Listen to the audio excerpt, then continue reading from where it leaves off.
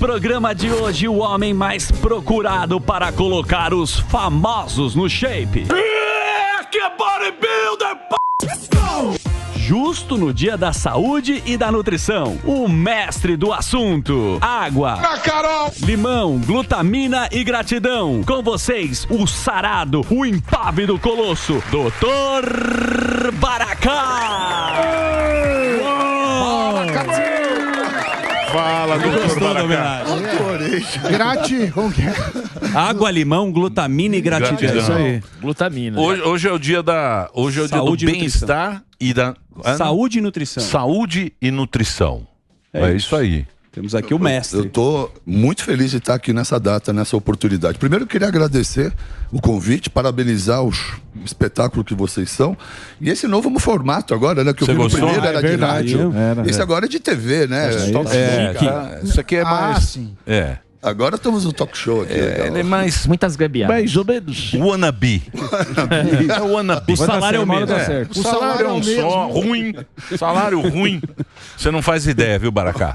Mas me fala uma coisa, você acha que hoje, nesse dia de saúde mental... Saúde, né?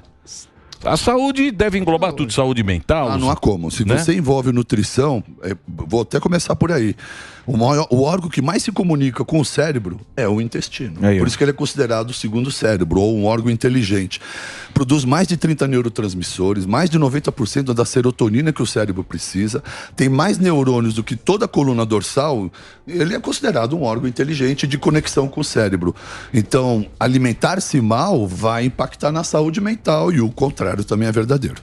Baracá, você sabe que ainda não o encontrei lá, uma coisa que começou com o Zuckerman. Eu tenho feito a sauna fria, a crioterapia. Que bacana, crioterapia. Eu vi que você vai. Isso. Aí eu falei, pô, legal. Porque qual que é a ideia? Aquele negócio que eu entro no barril do Chaves. Nitrogênio. Baracá, Isso. nitrogênio.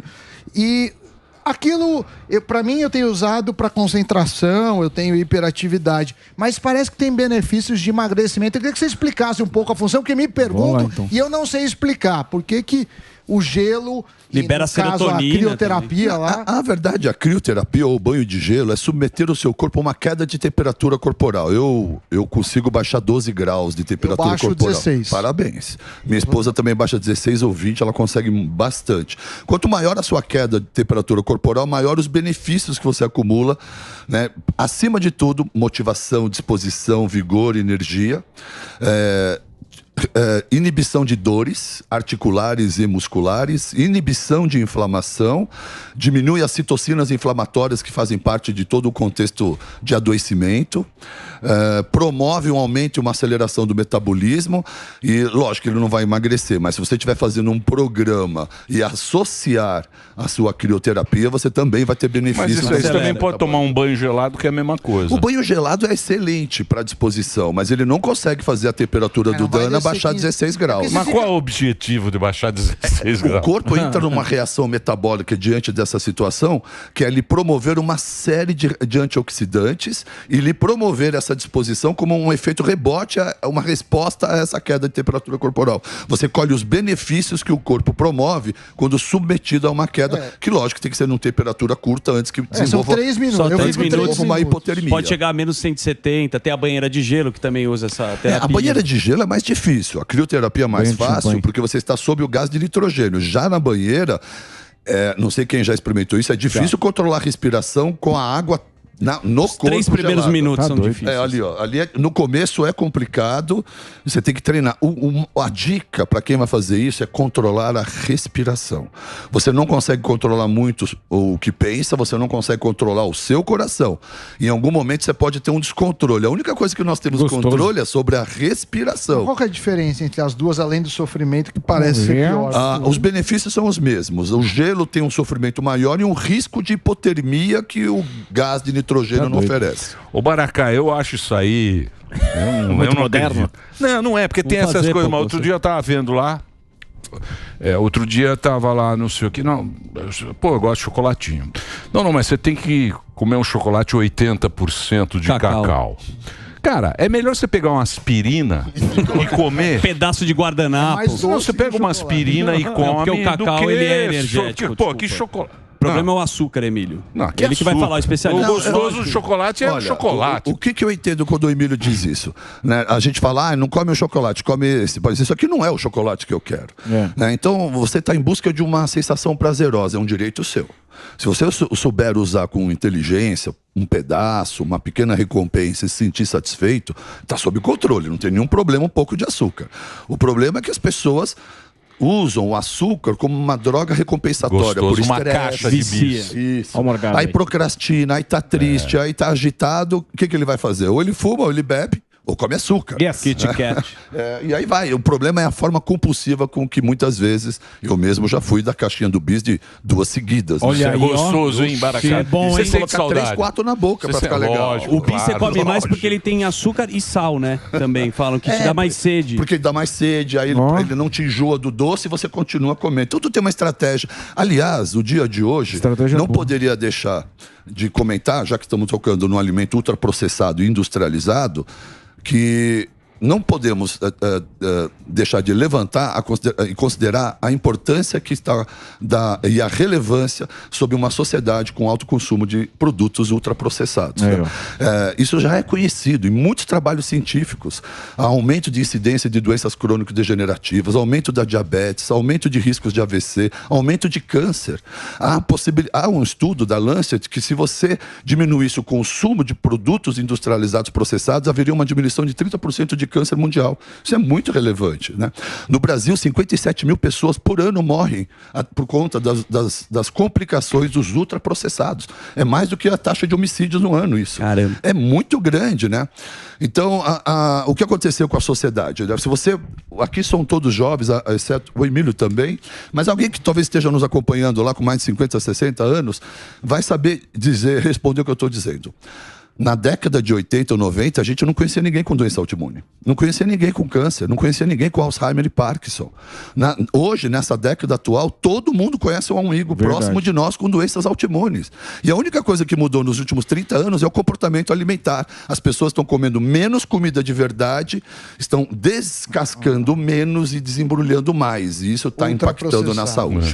Só fazer um break pro Reginaldo. Agora a gente continua nas plataformas. O Dr. Baracá tá aqui, ó.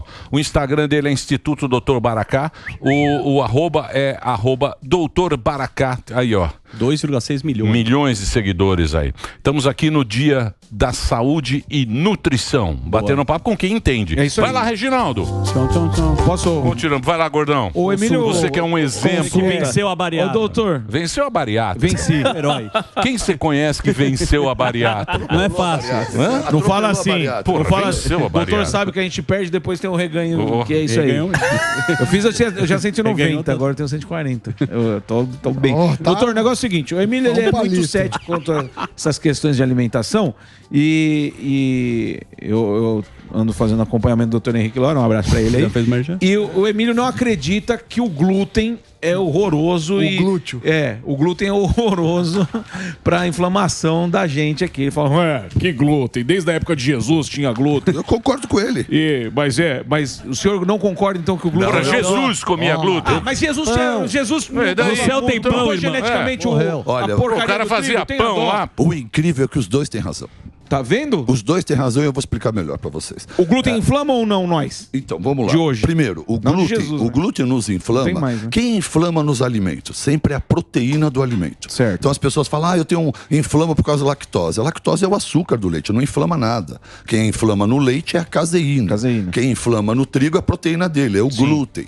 Se você tem um problema com ovos, quem inflama no ovo é a clara do ovo, que é a carga alta de proteína. Então quem nos gera algum processo inflamatório por sensibilidade é a proteína do alimento. Certo. O problema do trigo, do glúten, é que a proteína do trigo, que é o glúten, tem um tamanho molecular muito grande, incompatível com o nosso intestino. Então, a questão é, como é que eu posso dizer que o Emílio tem razão e você também? É que lá atrás, especialmente lá desde a Santa Ceia, ou antes dela, até poucas décadas atrás, o pão era feito através de fermentação natural prolongada, né? Então, você tinha que preparar um pão, você tinha que fazer a massa, descansar a massa por 2, 3 dias. Esse processo natural de fermentação fazia com que as bactérias dela destruíssem o tamanho molecular do glúten. Portanto, todo mundo, inclusive todos aqueles presentes na Santa Ceia, nunca comeram o glúten que você come hoje. Eles comeram glúten pré-digerido, degradado. E outro ponto importante, além do fato de comer um glúten diferenciado por conta de uma degradação das bactérias no processo de fermentação, o fato é que hoje a oferta do trigo é quase leviana. Você acorda de manhã, tem pães e torradas. Você vai num posto, num laboratório para colher um exame, já te enfio mais umas torradas. É muito pão, né? É pão o dia inteiro. Pão o dia inteiro. Aí você almoça macarrão, aí o lanchinho... Mas deixa eu perguntar um dia coloca mais uma coisa. Então você está obscenamente atropelando uma quantidade de glúten excessiva. Então, mas é isso que eu falo. Por exemplo, dá para você comer tudo um pouco. Como do chocolate, que eu estava te apoiando. Tudo um pouco. Porque, por exemplo, os americanos. Por que os americanos lá, o gordão? O gordão vai para lá. Estados Unidos. Krispy Kreme. O gordão vai Injeta pra cheddar. Gordaça, né, cara? Tá em casa. É a porção dos caras. É muito gigante, A porção grande, e você se acostuma. Já não é razoável para uma pessoa você pensar. Né? O tamanho do prato. Principalmente o sedentário. Pô, Coca-Cola no balde. Ó, o que acontece nos Estados Unidos é exatamente o tema mais importante sobre hoje. O acúmulo o abuso dos ultraprocessados. Ninguém come mais salgadinhos e refrigerantes e junk food no mundo do que eles. Eu passei 15 dias na Itália no final do ano passado e comi todos os dias pão grande pela manhã e pizza de entrada, que eu sou um apaixonado por pizza. Mas a pizza italiana que não é uma pizza de 70 horas de fermentação. Sim. Né? Eles levam a sério. Você vai comer uma mortadela deles, o processo não tem um conservante. Aliás, a Itália está fazendo uma grande guerra à produção das proteínas industriais, as sintéticas. Sim. Porque eles entendem que isso vai não faz sentido, tendo em vista que a cultura do italiano são famílias que preparam os presuntos, as mortadelas. Não tem nada de industrializado, carregado de conservantes como a gente come.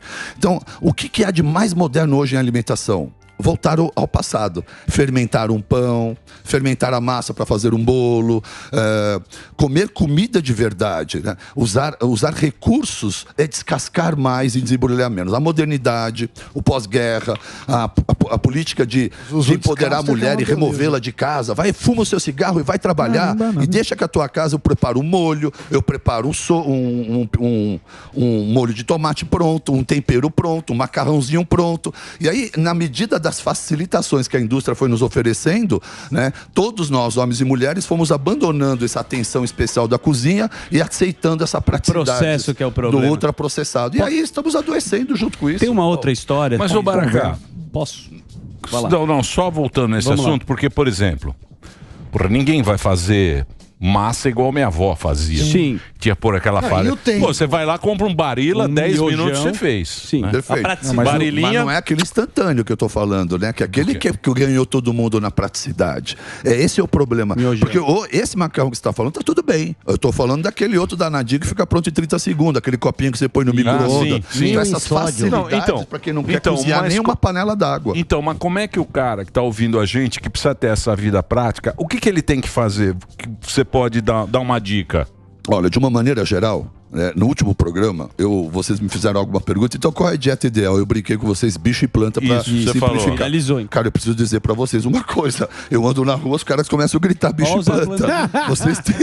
Vocês têm um impacto muito grande. Tá vendo? Né? E hoje a mensagem que eu posso deixar, além dessa deixada no último programa, é descasque mais e desembrulhe menos. Eu estou descascando todo dia. Quanto mais você tiver produtos que descascam e menos caixas e embrulhos pra desembrulhar na tua cozinha, você tá mais próximo da saúde. Mas o Baracá, Ô Baracá, me fala uma coisa, pera aí, ó. Mas consulta hoje? Consulta com o Emilhão, consulta com o Emilhão. Não foi ele. Não olha pra mim não, foi o Zezinho estomacal aqui. Deixa eu falar, nós estamos trazendo a maior autoridade de saúde e nutrição. Olha o bíceps do homem. Que é esse cara que está aqui. O Du é mofando. Por exemplo, quanto que Nosso Du aqui. Porque hoje em dia, atividade física, as pessoas estão fazendo cada vez mais. Você sai na rua, tem gente correndo, tem gente indo à academia. Por quê? Porque isso é importante. Mas eu acho, e eu sou burro, que a nutrição, eu acho que ela é até mais importante do que a atividade física. Infinitamente mais. Né? Infinitamente mais importante. Em primeiro lugar, o corpo se constrói na cozinha. O que você faz na academia é estourar fibras, né? Machucar fibras para que, se você tiver, para com um sono de qualidade anabólico, reconstruir. Mas você jamais vai conseguir isso se você não tiver aminoácidos, densidade nutricional, alimentos de qualidade dentro do seu trânsito intestinal, para que se possa construir, através da energia do alimento, construir fibras e músculos. Não tem a menor dúvida, porque o que mais tem é um monte de gente comendo muito mal, mas treinando. Ok, tá tudo bem, porque pelo menos não é sedentário.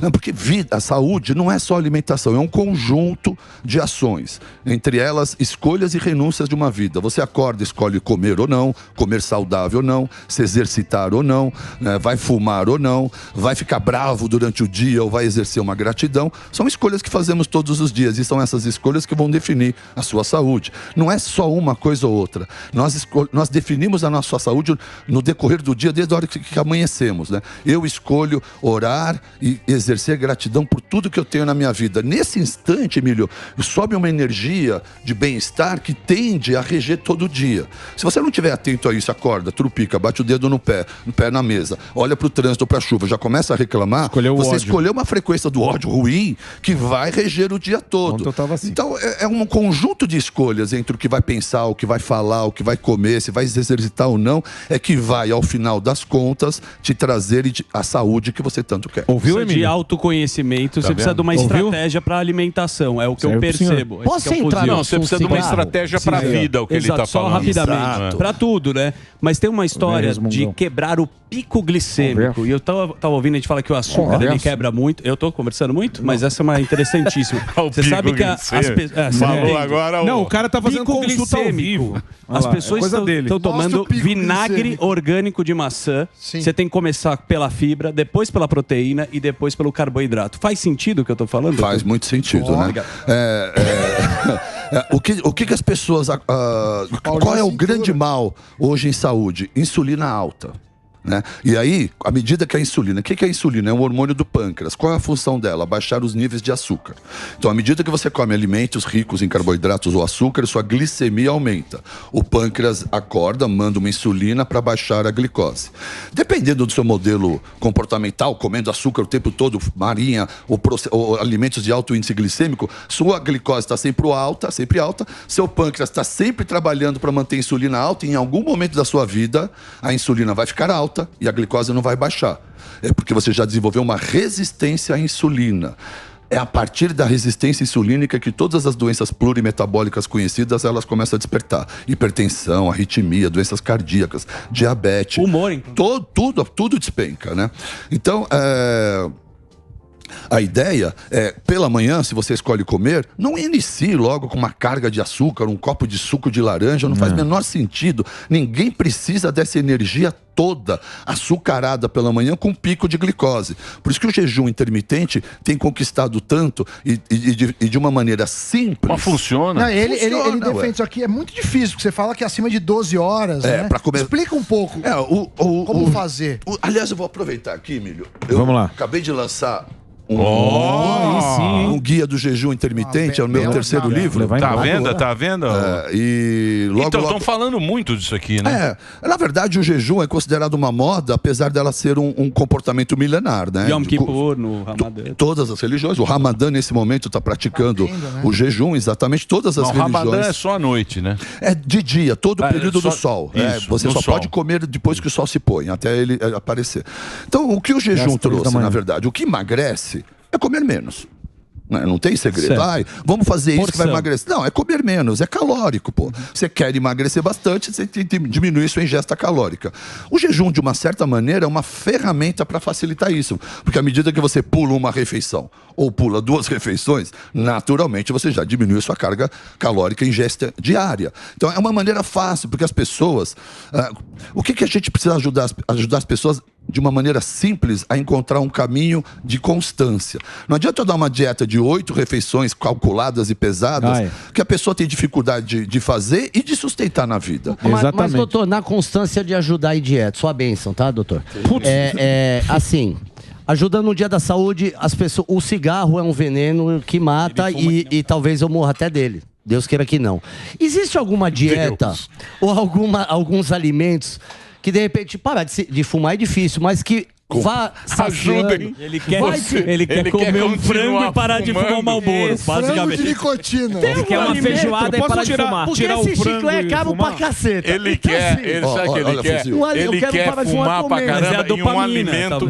Uma recompensa, uma poçãozinha pra poder continuar. Suco de laranja e um cigarro. Assim, te tire um pouco a vontade de fumar. Olha só, Fuzil, o tabaco tá ligado à ansiedade. Tá vendo? Você tá com o pensamento agitado, então esquece. Tá com um montão de ideias, você é um cara agitado, e você encontra no cigarro o respiro, né? O respiro que você não faz sozinho. Porque se você estivesse exercitando a respiração, como eu estou falando, e meditação, você estaria com uma ferramenta a mais, além do cigarro, para controlar e baixar a frequência a bola. Porque você vai buscar um cigarro e quando você está agitado, o que você está fazendo de verdade? Ali você faz a pausa mesmo. Você pausa seu ritmo, né?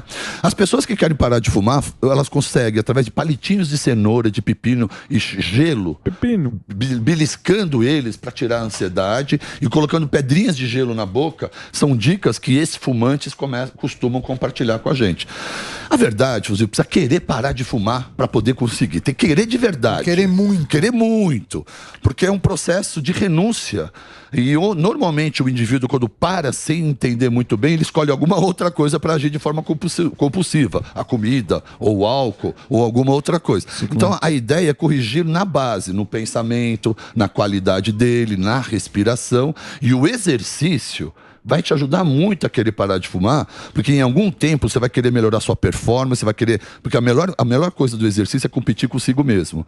Então, daqui um mês você quer estar melhor do que ontem, e você vai começar a olhar para o cigarro e falar: essa bagaça está me atrapalhando, cara. Eu queria correr um pouco mais e tô achando... Você começa a ter mais razões para querer abandonar o cigarro, entende? Então é uma ação multidisciplinar, cara. Ô, Baracá, me fala mais desse livro. Tá à venda? Já está à venda? Não, eu acabei de... É um e-book, acabei de imprimir para trazer para vocês. É um e-book, só tempo. É um e-book. É um e-book que eu imprimi agora para trazer para vocês. O jejum é um tema que eu falo muito, gosto muito do jejum. Eu encontrei através do jejum uma maneira de ajudar as pessoas, milhares de pessoas que eu não conheço, de uma maneira simples, dentro das casas delas, a encontrar um equilíbrio na sua alimentação, na sua compulsão. Quem faz jejum começa, no começo pode ser meio aventureiro, mas depois, quando você começa a querer desenvolver consciência e fazer um jejum adequado, você está sendo responsável porque fez a escolha de não comer. Na hora de comer, você tem que continuar sendo responsável, escolhendo, como o Zuckerman falou, o melhor alimento para quebrar o jejum. Não faz sentido você fazer 16 horas de jejum e abrir uma lata de refrigerante ou alguma coisa açucarada e colocar na boca. Não, você pegou todo aquele jejum que estava baixando a insulina, que está tratando o mal do século, e imediatamente você dá um pulso nela. Então, à medida que o cara faz jejum, ele começa a desenvolver uma autorresponsabilidade. Pô, eu jejuei até agora, né? Fiz tudo bonitinho. Então, agora eu vou comer um prato com grelhado, com legumes, com vegetais, com azeite, com gorduras boas. Se for o caso, um pouquinho de carboidrato de boa qualidade. O que é carboidrato de qualidade? Raízes. Batata, mandioca, inhames, abóboras, né? Nunca é... Falar que o pão é o melhor carboidrato, não é. Pãozinho no azeite, gostoso. Não é uma delícia. Mas, de novo, à medida que você entende que esse pão não é o ideal, mas se eu comer um pouco não tem problema, é completamente diferente de quem faz 3 lanches logo pela manhã de pão. Completamente diferente. Ô, doutor, a questão do sono, a galera fala assim, né? Bom mesmo é acordar cedão e não tem conversa, quem acorda tarde já perde boa parte do dia aí. Já é vagabundo, o gordão dorminhoco. Acorda tarde é vagabundo. Ele acorda 11h30. Que hora que o senhor acorda? Não, acorda tarde é vagabundo. Ele acorda 5h30 pra correr. Aqui 5h30. Acorda tarde é vagabundo. E aí, como que funciona essa questão do sono? O importante é o tanto de hora dormida ou o horário que se acorda? Morgado, esse ponto é muito importante, cara. Tudo que a gente faz de dia só faz sentido se você tiver um sono de qualidade. Certo. Um cara vai pra academia, ele não tá ganhando músculo, ele tá estourando fibra. É só na hora que estiver dormindo que ele vai ter, se for de qualidade, um crescimento muscular. Durante o dia, essas informações que estamos aqui trocando, quem está nos assistindo, dependendo da vigília, de como acordou descansado, vai ter uma atenção e uma vigília que pode captar mais essas informações. Mas ela ainda precisa de um sono de qualidade para fixar e memorizar. Então, o sono sem qualidade tem feito as pessoas perderem o controle alimentar, mais compulsivas, perdendo memória, Quem das pessoas que está nos ouvindo não está sentindo isso que eu vou descrever? Acorda cansado, com uma sensação de apertar um soneca.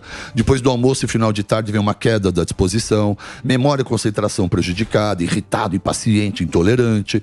Às vezes 6, 7 da noite vem outra queda. E muitas vezes 10, 11 da noite está mais disposto.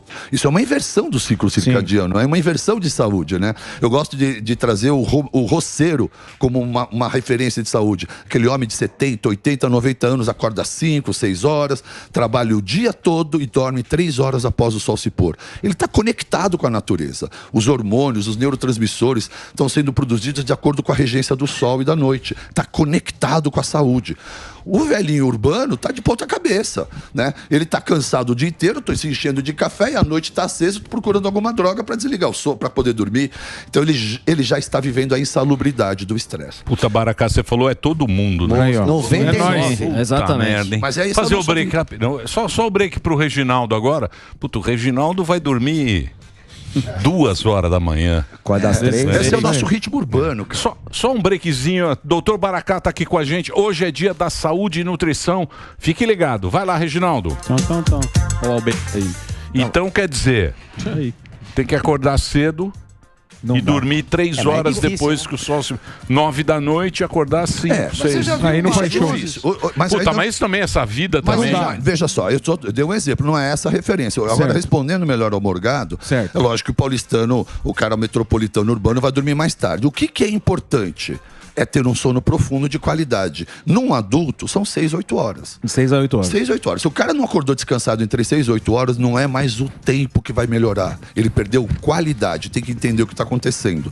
Muitas vezes um pouco de magnésio, alguns suplementos pode ajudar, uma pequena dose de melatonina pode ajudar muito a manter a profundidade do sono para acordar descansado. Tem como não, é isso que é isso daí? Tem como medir? Porque você já viu essas luzes? Não sei se você já viu, Emílio. Tem umas luzes agora que imitam o pôr do sol, disso, porque aqui é muito difícil a gente conseguir dormir. Você já usou? Tem algum efeito disso? O que eu tenho orientado as pessoas é que que as pessoas que estão nos ouvindo, ou muitos de vocês, podem estar passando por isso. Acordam e ficam de olho fechado, não levanta a persiana, vai pro banheiro, vai brigando, põe um óculos escuro, sai pra rua, vocês estão fugindo do sol. Né? Acordou, tem que abrir todas as persianas, tem que abrir todas as janelas, é como se estivesse na roça. Abre a porta e vai pro campo. Deixa a luminosidade entrar no cérebro e avisar o seu corpo e o seu cérebro que é dia. A mesma coisa, perceber escurecer. E quantos de nós não entramos no escritório e só vamos sair dele à noite? Então a minha esposa aí, ela gosta de dar um exemplo, a gente vive em caixinha, né? Num apartamento, aí sai de um apartamento, entra no elevador, outra caixinha, entra num carro, sobe para outro prédio, entra na outra caixinha, e a gente, diferente do homem do campo, está completamente desconexo da natureza. Isso também nos faz mal. Mas, ô doutor, você tem uma vida regrada, né? Disciplina. Você tem uma vida disciplinada, por isso que você tá... No shape. Por isso que você tá inteiraço, assim, né? Ele toma sol, joga tênis, malha, se alimenta bem. Ele tem disciplina na vida. Eu tenho uma vida de escolhas e renúncias. Ter saúde envolve mais renúncia do que inclusão. Né? Não é o que eu vou comer que vai melhorar. Me dá alguma coisa para melhorar. Talvez não é esse o caminho. Vamos olhar o teu recordatório alimentar e comportamental e vamos ver o que possivelmente eu tenho que tirar desse seu comportamento para lhe trazer saúde. Na vida urbana, a gente está tão enlouquecido, acumulando um montão de tarefas e atividades, que muitas vezes são elas que estão nos tirando a saúde. É só identificar isso e tirar. Renunciar. Isso é mais difícil que inclusão. Mas mesmo assim, doutor, tem assim, suplementação, vitamina, isso ajuda de alguma forma essas pessoas que, como por exemplo, citamos a gente aqui, que vai dormir mais tarde, vai fazer show, tem uma vida mais desregrada. Exato. Suplementação que bebe, fuma. Suplementação que substitui uma refeição. A suplementação e as vitaminas de hoje em dia, elas chegam a ajudar nessa questão? Elas nunca vão ser melhor do que uma comida de verdade. Né? Então eu costumo chamar que suplementação é um complemento, talvez. Né? Então eu vou complementar a minha alimentação com alguns suplementos, sim. Mas uma noite de sono perdida não há suplementação nenhuma que possa corrigir isso, a não ser a cafeína para poder mascarar essa noite. noite, mas ela não está tratando nada. Ela só está te dando a energia que você precisa para encarar um dia que você não teve uma noite reparadora para isso, né?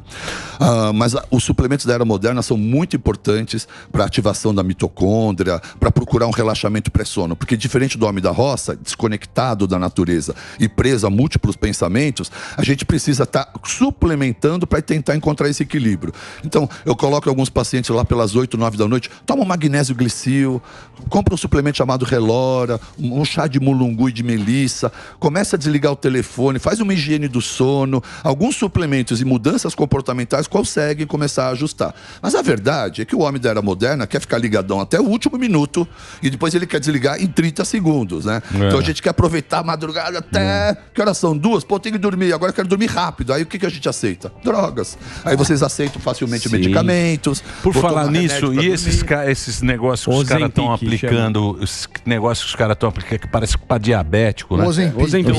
A caneta lá de emagrecimento. O que eu acho? A medicina tem muita dificuldade em ajudar as pessoas a emagrecer. Os próprios especialistas da área têm dificuldade de orientar a emagrecer porque não entendem nada de alimentação. Então, o único recurso que sobra a um médico que não entende de alimentação é o medicamentoso. E como a grande maioria não entende de alimentação, recorre ao medicamento, quando lança uma droga que a própria indústria farmacêutica faz um artigo e diz que ela é boa, os médicos ficam extasiados. Agora tem a solução. Não é uma solução, está longe de ser solução. Isso é um tapa-buraco. A solução é uma mudança comportamental.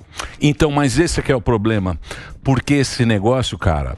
Cuidar do corpo e cuidar da saúde, atividade física, não dá pra terceirizar. Isso é você que tem que resolver. Você não terceiriza isso. É você com você. Não é o teu nutricionista. Não adianta. Exatamente. Não adianta, e hoje a sociedade ficou preguiçosa e delega ao médico, ao profissional de saúde. Eu não vou... o povo não quer emagrecer, quer ser emagrecido. Não quer se tratar, quer ser tratado. Não quer se curar, quer ser curado. Lá no Instituto é diferente, não tem nada disso. Eu vou ser o GPS da sua saúde, eu vou te dar o caminho. É você que vai ter que percorrer, fazendo escolhas e renúncias. É isso aí. Muito bem, eu queria agradecer muito. Uma salva de palmas. Muito bom. Sem presença encantadora, ilustre nesse programa. Ó, tá aqui. Isso é um e-book, né? Isso aqui é um e-book do Dr. Baracá. Eu vou passar aqui, ó, o Instagram. Instituto Dr. Baracá é o Instagram. Tem o dele também, é Dr. Baracá. Isso. Baracá com T mudo no final e K. Para você que está no rádio agora, poder acompanhar. E você já viu como é que é o negócio. Descasque mais e desembrulhe menos. Que a gente tem feito, Emiliano. E como é que é? E é... Água, limão? Não. É o... Bicho e planta. Tem que comer bicho e planta. Bicho... coisa simples. Esqueça a lata de atum. Olha só, qualquer imbecil vai entender. Tem tudo na natureza. Planta, bicho. Aí os dois. Descasque, não desembrulhe. Resumiu, Emiliano. Obrigado, viu, Baracá? Obrigado.